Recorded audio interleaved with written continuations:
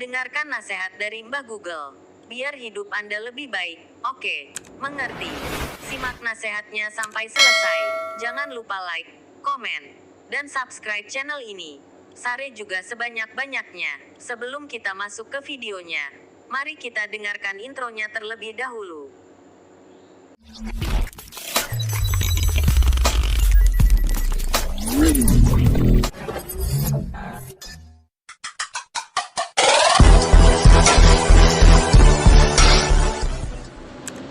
Selama kita hidup pasti akan memiliki berbagai macam permasalahan, baik masalah yang kecil ataupun besar. Untuk itu kita harus mampu mengatasi permasalahan yang ada, agar kita dapat meningkatkan kualitas diri kita. Berikut ini adalah tips agar kita mampu mengatasi permasalahan dengan baik. Pertama, berserah diri. Anda tidak akan pernah bisa menghadapi dan mengatasi masalah dalam kondisi pikiran dan hati yang gundah gulana. Untuk itu, kondisikan pikiran dan hati Anda untuk lebih tenang.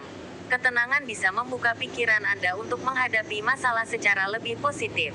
Salah satu cara mendapatkan ketenangan batin adalah dengan berserah diri kepada Tuhan Yang Maha Esa. Jangan pernah berusaha memikul masalah sendirian, karena kekuatan manusia pasti ada batasnya. Berserah diri bukan berarti tidak melakukan apa-apa. Berserah diri adalah sebuah upaya untuk bisa menemukan solusi dari masalah yang dihadapi. Kepada siapa lagi kita akan meminta pertolongan selain kepada Dia yang Maha Besar?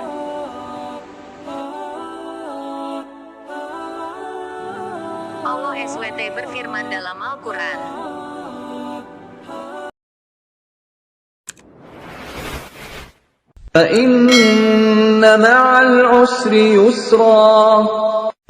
Maka sesungguhnya bersama kesulitan ada kemudahan.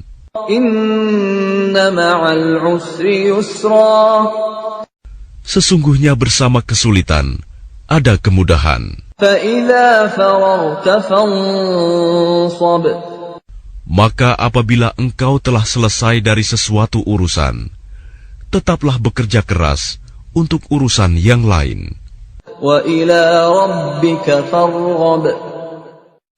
Dan hanya kepada Tuhanmulah engkau berharap.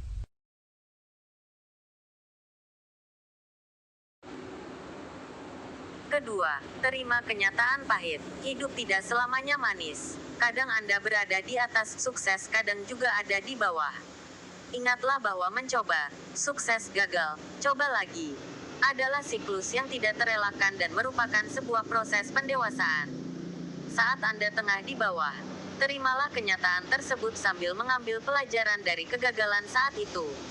Tanamkan dalam diri bahwa Anda adalah pribadi yang kuat dan akan bangkit dari keterpurukan untuk menjadi orang yang lebih baik di kemudian hari.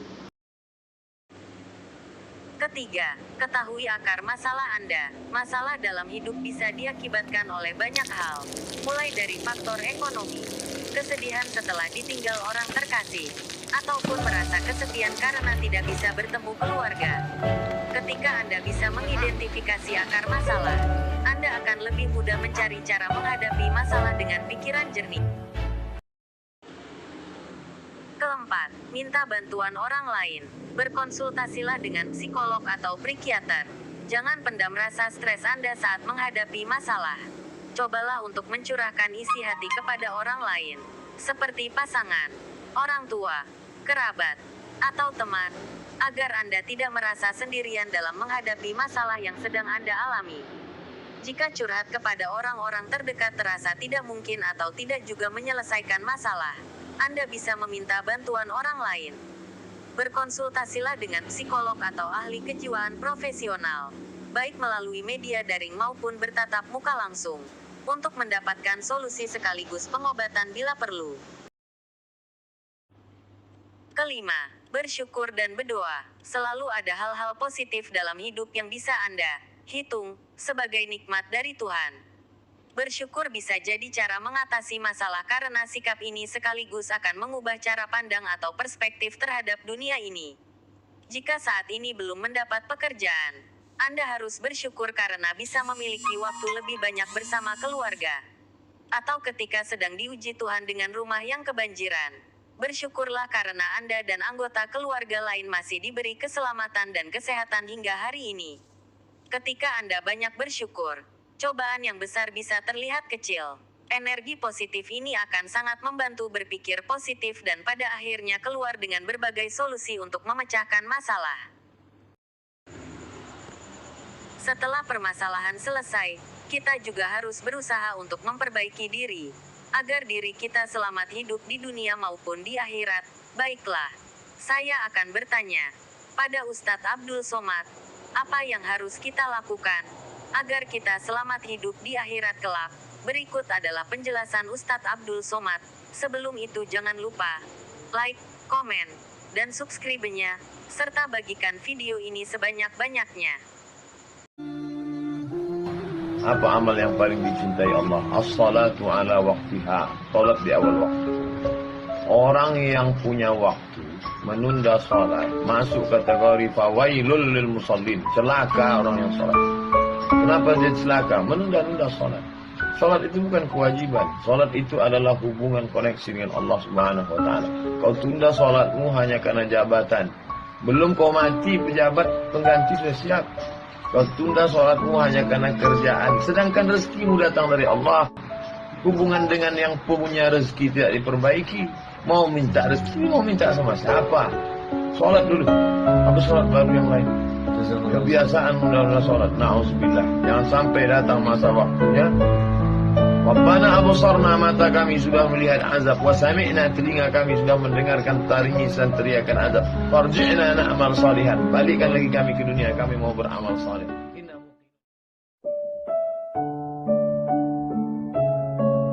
Nikmat ini baru terasa kalau dia tak ada. Ketika dia ada, kita menganggap ini bonus dari Allah. Telunjuk ini baru kita terasa nikmat telunjuk ketika telunjuk luka. Ketika telunjuk luka tak bisa lurus, barulah asyhadu an la ilaha illallah.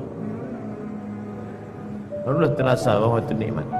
Sudah tak ada dia, baru kita rasa nikmat. Oh, yang lebih celakanya ketika nikmat hidup itu sudah dicabut Allah, baru terasa bahwa nikmat hidup itu rupanya nikmat. Na'udzubillah.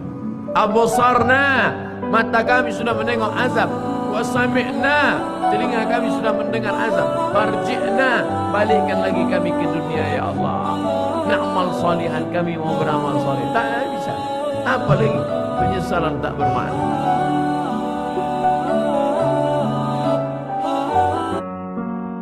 Pasangan hidup adalah mati. Pasangan sehat adalah sakit. Pasangan cantik adalah keriput dan lain. Siapa yang tidak siap menerima kehidupan ini, berani hidup, berani menghadapi mati. Takut mati, jangan hidup. Takut hidup, mati saja. Kalau belum masanya, nampak jenazah lewat, ikut. Ujian bukanlah karena Allah ingin melihat kualitas iman kita, karena Allah Maha tahu apa yang terjadi, apa yang akan terjadi, apa yang sudah terjadi. Ya'lamu ma baina aydihim wa ma khalfahum wa la yuhituna bi syai'in min 'ilmihi illa bima syaa. Apa yang terbertik di hati, apa yang terlintas dalam pikiran, Allah tahu. Lalu mengapa Allah menguji? Allah ingin memberitahu, bukan Allah ingin mencari tahu, tapi Allah ingin beritahu kepada yang tidak tahu bahwa engkau belum layak masuk ke dalam surgaku karena engkau belum lagi lulus sebagai orang yang berhasil melewati ujian-ujian. Diuji dengan sakit, lulus. Diuji dengan kehilangan, lulus. Diuji dengan kematian, tidak bergeming imannya. Diuji dengan berbagai macam musibah, mulutnya tetap berkata inna lillah. Andai kau beri kami tenggat waktu ya Allah, laula akhartani, kalau kau beri aku waktu ila ajalin qarib, aku tak minta hidup 1000 tahun. Ila ajalin qarib, sebentar saja kau hidupkan aku ya Allah. Memangnya kalau ku tambah hidupku kau mau apa? Fa as-saddaqa, aku mau bersedekah. Wa akum minas salihin, aku ingin jadi orang saleh. Tapi hari itu tidak berguna. Kenapa? Karena dunia sudah berakhir. Idza sama'un fatarat, langit terbelah. Wa idzal kawakibun tas'arat, planet bertabrakan. Wa idzal biharu fujirat, air sungai Siak, air laut akan naik ke darat, hancur tsunami dahsyat berakhir. Wa idzal quburu bu'thirat, semua yang dikubur bangkit. Disitulah orang baru sadar. Yang 9 bulan 10 hari mengandung siapa? Yang menyusukan 2 tahun siapa? Hari ini saat dia tidak bisa mendengar, membelikan alat dengarnya pun kau berhitung. Padahal kalau kau gendong dia dari Bandung sampai ke Makkah, kau bawa lagi pulang, belum tentu dapat menebus 1 tetes darahnya saat melahirkan engkau. Berapa jahitan robek dagingnya gara-gara melahirkan engkau. Bawa orang tuamu, senangkan dia, bahagiakan dia. Dosa terbesar di antara yang besar, pertama syirik, yang kedua uququl walidain. Kalau ada uang berikan, sehingga kau tidak perlu berteriak. Jangan sampai berteriak. Jangan sampai orang tuamu membawa HP ke servis HP. Nah, HP bapak ibu rusak ya, diperiksa HP-nya nggak rusak, terus anaknya nggak ingat, dia tidak menelpon lagi. Berapa kali dia tidak jadi sholat duha karena kau kencing di kainnya. Berapa kali dia tidak jadi tahajud karena kau menangis sampai azan subuh tiba. Jaga orang tuamu, jangan sampai nanti setelah dia mati meninggal dunia, barulah engkau menangis mencakar dinding. Penyesalan berakhir tak ada. Pada saat ruh berpisah dengan jasad, di saat ruh kembali bertemu dengan jasad, kita masuk ke dalam surga Allah. Tapi begitu orang beriman ini mau masuk ke dalam surga, dia lihat sekeliling. Ya Allah, aku bukan menolak permintaan, aku bukan menolak perintahmu ya Allah, aku tidak mau durhaka ya Allah. Tapi saudaraku yang dulu sama dengan aku, yang sama-sama ngaji, kok sekarang nggak ada. Orang beriman tetap ingat saudaranya walaupun di pintu surga. Orang beriman sampai di pintu surga, dia masih tetap ingat, ya Allah, temanku dulu yang sama-sama puasa dengan aku, yang sama-sama sholat dengan aku, kenapa dia tidak ada sekarang? Ternyata dia di dalam neraka. Saat itulah orang beriman memberikan syafaat kepada saudaranya. Allah perintahkan, engkau mau masuk ke dalam surga bersama saudaramu? Ya Allah, cari dia ke dalam neraka. Maka Allah berikan dia semacam alat sehingga dia tidak tersentuh api neraka. Dia cari temannya, sahabatnya di dalam, dan ketika ketemu, maka dia membawa sahabat itu masuk ke dalam surga. Datang seorang yang hitam, dia peluk Nabi SAW. Kenapa engkau peluk aku? Kerana aku tidak yakin bahawa aku akan masuk surga bersama engkau. Engkau mulia, aku tak mulia. Engkau Quraisy, aku tak Quraisy. Engkau keturunan Nabi, aku bukan siapa-siapa. Tapi apa jawab Nabi? Al-mar'u ma'a man ahab. Engkau akan bersama dengan siapa yang kau cintai. Malam ini kita bersama di Masjid Warisan Nabi, di tempat melaksanakan sunnah Nabi, dan yang kita kaji pun hadis-hadis Nabi. Walaupun kita tak dekat, tak sesuku, tak sebangsa dengan dia, kita insyaAllah bisa boleh bersama dengan dia. Amin ya Rabbal Alamin. Dengan apa? Al-mar'u ma'a man ahab. Orang akan bersama dengan cintanya kepada Nabi Muhammad sallallahu alaihi wasallam. Saya ingatkan saudaraku yang laki-laki, yang perempuan, jangan menyesal di akhir masa. Ada dosa yang hanya akan ditanggung di akhirat. Peminum khamar, pezina, pejudi boleh jadi di dunia yang senang. Di mana ditangkapnya azab? Di akhirat nanti ditangkap azab. Tapi ada dosa di dunia kau dapat, di akhirat kau dapat. Apa? Orang tua. Kalau masih hidup sekarang, balik dari sini, belikan makanan, bawakan dia, suapkan ke mulutnya. Itulah kebahagiaan yang luar biasa. Kalau dia sudah meninggal, berikan 2 sak, 3 sak semen, antarkan ke masjid yang perlu bangunan untuk almarhumah ummahku. Allah maghfirlaha warhamha wa'afiha warfu anha. Tidak ada kebahagiaan selain bakti kepada orang tua.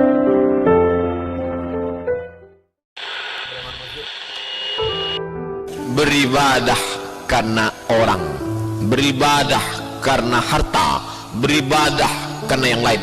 Allah tak mau diduakan. Itulah mengapa kita selalu mengatakan ibadah lillahi ta'ala, Allahu Akbar. Maknanya apa? Tak bercampur di dalamnya.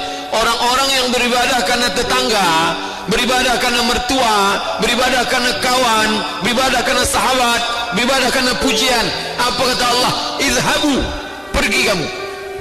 Pergi ke mana? Izhabu ila man turauna ilaih. Pergilah kamu dulu ibadah karena siapa? Kemana kamu tunjukkan? Minta kepada dia. Maka kita tak ingin ibadah kita tadi hilang seperti buah yang ranum, yang mengkal, tinggal membuka, diharapkan akan makan, tiba-tiba isinya busuk. Kenapa? Karena ibadah rusak. gara-gara tidak ikhlas kepada Allah. Sekarang manusia zaman ini menetapkan standar paling baik adalah kalau dilakukan orang banyak, baik. Itu kata orang sekarang. Apa itu baik? Asal dibuat orang banyak, baik. Kalau dilakukan tokoh masyarakat panutan, baik, walaupun salah. Asal yang membuat itu pejabat, asal yang membuat itu orang kaya, asal yang melakukan itu orang berkuasa, apapun yang dia lakukan benar walaupun salah. Itulah yang dibantah oleh Islam. Itu jangan lagi kamu mengatakan baik karena dilakukan orang banyak. Jangan kamu katakan baik karena dilakukan orang punya harta, orang punya kuasa, orang punya kekayaan. Tapi kau katakan itu baik karena Allah mengatakannya baik.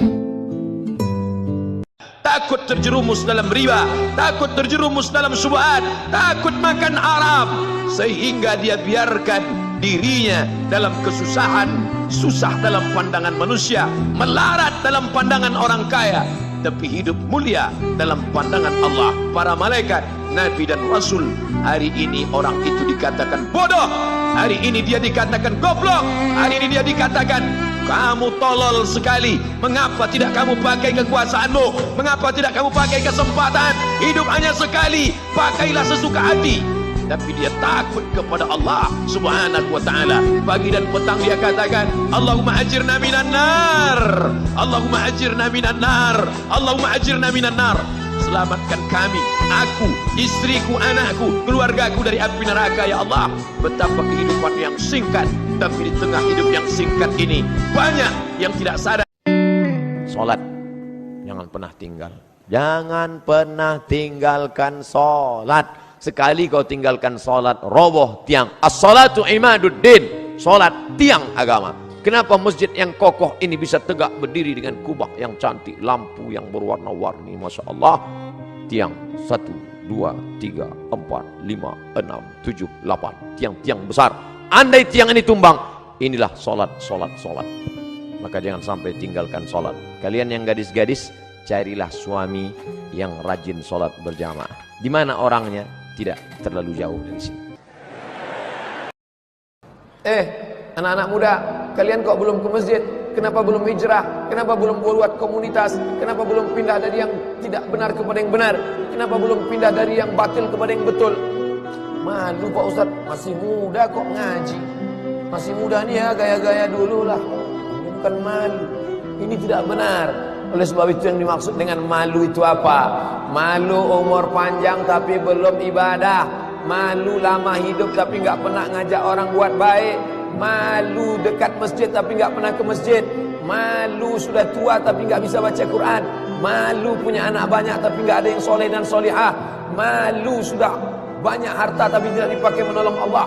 Ada perasaan malu.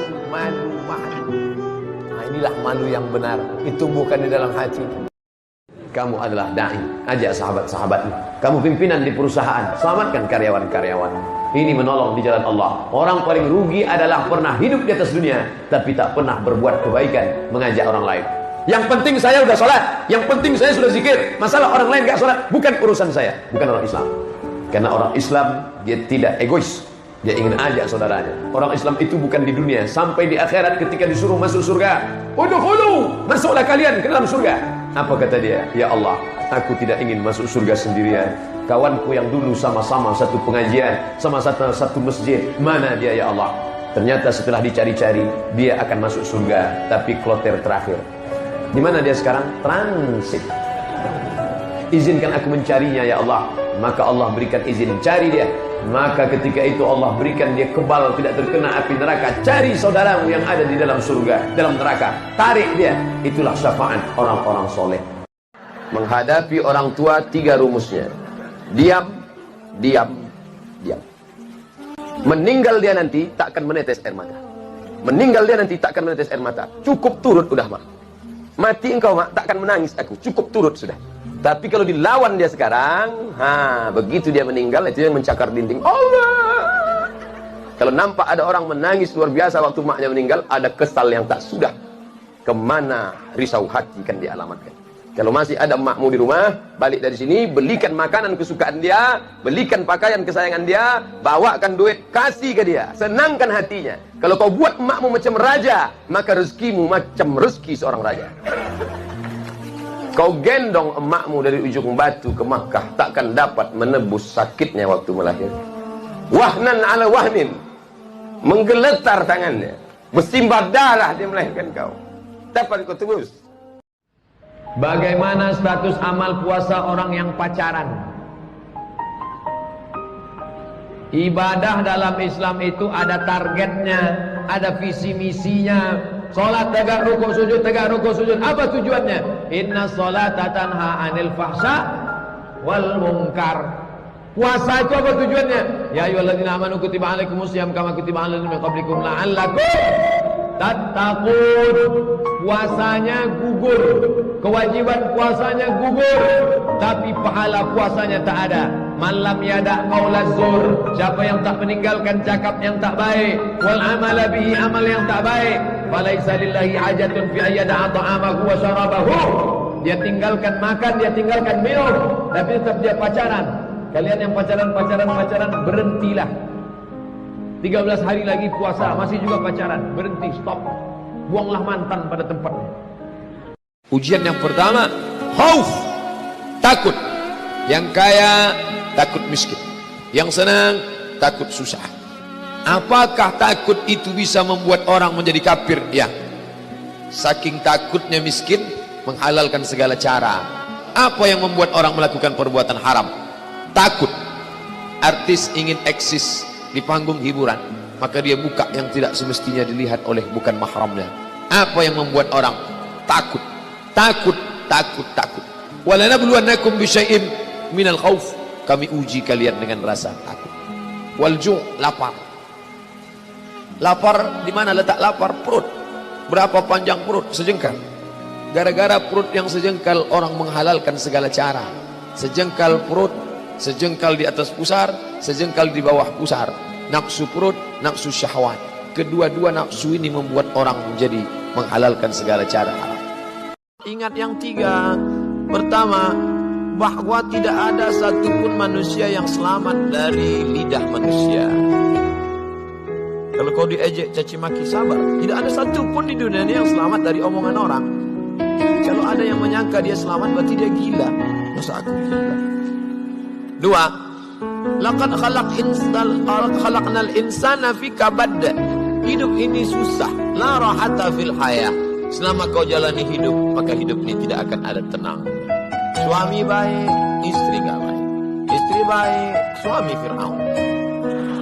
Suami baik, istri baik, anak geng motor. Suami baik, istri baik, anak baik, mantu tukang santet. Ada saja. Lalu kemudian tak ada satupun yang selamat dari kematian. Bahkan lebih parah lagi, sampai dia berkata, aku tidak pernah sholat, aku tidak pernah puasa, aku tidak pernah berzakat. Kenapa rezekiku lancar? Kenapa anakku sehat? Kenapa aku umur panjang dan kekuasaanku hebat? Sombong. Yukhadi'un Allah. Mereka merasa sudah menipu Allah. Wa huwa khadi'uhum. Padahal Allah sedang memainkan mereka dalam tipu daya bernama istidraj. Sanastadrijuhum min haitsu la ya'lamun. Kami ulur mereka dengan istidraj. Wa umli lahum. Aku ulur umur panjang, aku beri kekuasaan yang tinggi, aku beri harta yang banyak, aku berikan anak istri hidup yang tenang.